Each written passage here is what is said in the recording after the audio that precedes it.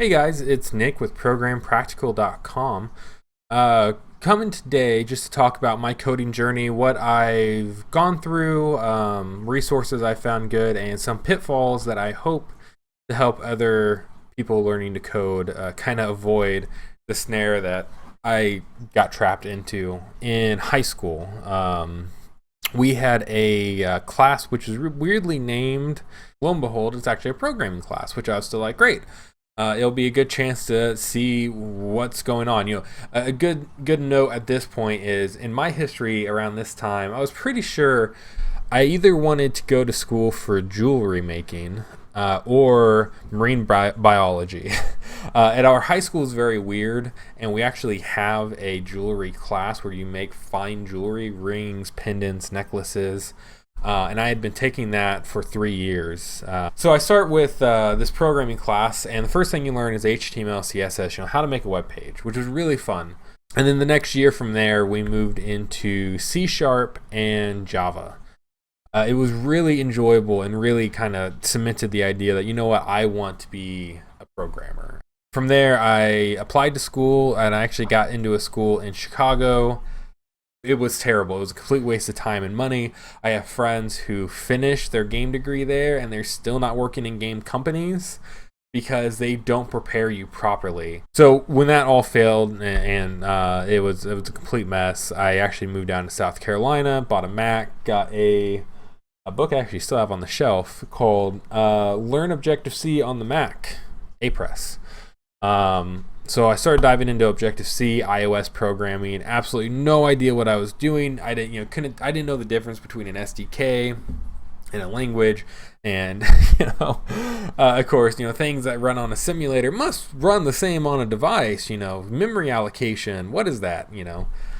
Not very smart, and I spent a lot of time just wasting just my time. After that, I actually ended up getting a job as an IT administrator in northern Indianapolis, which was really awesome. My goal was I'll do this IT stuff, work on my programming stuff on the side, and I'll just transition. My next job will be a programming job. Well, that didn't happen. And 5 years had passed. I moved to another company down in Bloomington, being an IT administrator, and yeah. Essentially what happened was the job was very low demand. It paid very well. And frankly, it's very easy to get comfortable in a job.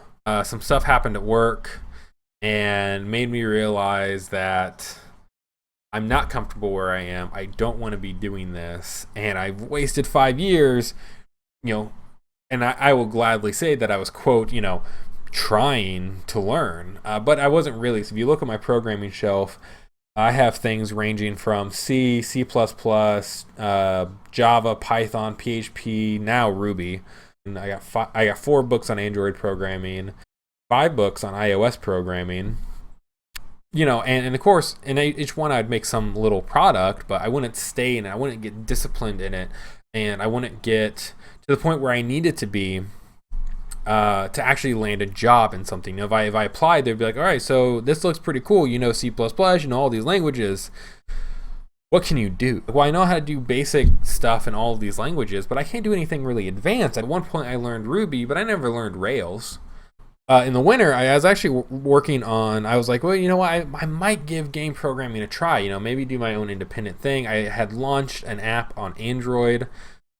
So I started writing my own game engine. Because it was such a large scope as a game engine, I was learning all about design patterns and a lot of those very deep concepts that I had never touched in my 5 years of trying to quote learn programming. So then got some bad news at work. Didn't really feel like job security is realistic, which of course, job security isn't realistic. It doesn't matter where you work. It doesn't matter if you work at Google, Microsoft, the mom and pop shop down the road. There is no such thing as job security. At the time, I was really kind of jumping between, well, should I learn Ruby on Rails or JavaScript? I was actually going through freecodecamp.com, getting their front-end developer certification. I do recommend it. It's really great. Even if you learn Ruby on Rails, you need to know front-end. And, I do think Free Code Camp is a great place to start. So I I got my free Code Camp certification. From there, I ordered a book, Learn Ruby the Hard Way. I found the book extremely helpful in learning Ruby. I took the course 1 month Rails. Was not a big fan of it. I mean, yeah, it was great. I built an app in about a week. But it still got a Rails app done. From there, I've jumped into the Michael Harding Rails tutorial. I highly recommend look at the job postings in your area. There's not a lot of Rails shops around where I live. So, getting a job's kind of tricky. In fact, I actually have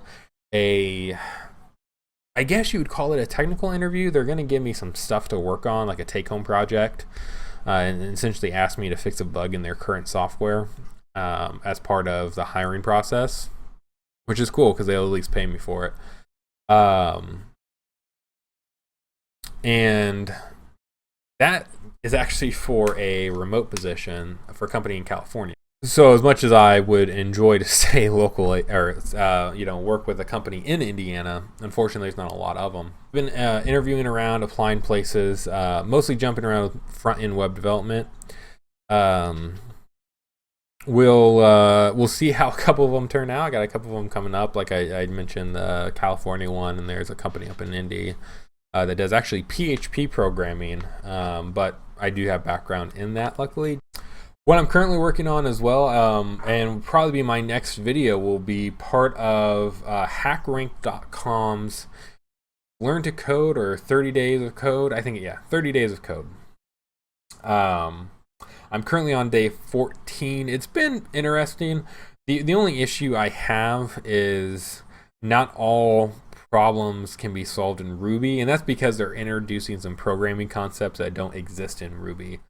So I unfortunately have a hard time recommending it to new developers. So anyways, I'm going to wrap this up, and we'll see you guys again next week. If you like the channel, remember to subscribe, as well as follow me on Twitter. I'm at Nick_Aulis. There'll be a link to that in the description.